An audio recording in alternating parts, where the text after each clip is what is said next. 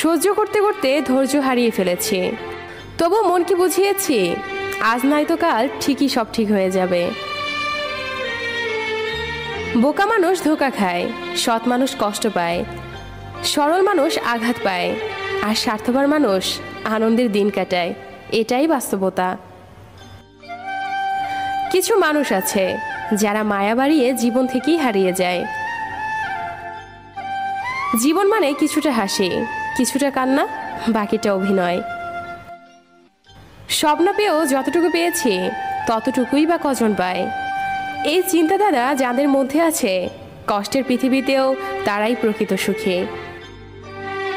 বিশ্বাসটা রক্ষা করতে শিখুন, কারণ একবার সেটা ভেঙে গেলে আর কখনো জোড়া লাগে না, আর তখন সত্য কথাগুলো মিথ্যা মনে হয়।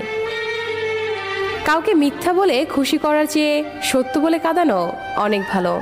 একটু কষ্ট পাবে, কিন্তু ও কখনো আর বিশ্বাস হারাবে না। বর্তমানে মানুষকে তুমি যতটা আপন ভাববে, ঠিক ততটা কেউ তোমায় আপন ভাববে না। প্রয়োজন হলে বলবে হাই, আর প্রয়োজন ফুরালে বলবো বাই। ভালোবাসি বলেই তো সব ঠিক থাকা সত্ত্বেও দিনের শেষে মনের কোণে একটাই ভয় আসে, তুমি হারিয়ে যাবে না তো। অপেক্ষাটা সেই করে যে কাউকে মন থেকে ভালোবাসে। বাস্তবতা হলো, যদি কাউকে অনুভূতি দিয়ে ঠিক রাখে, তাহলে সম্পর্কটাও সারাটা জীবন ঠিক থাকে।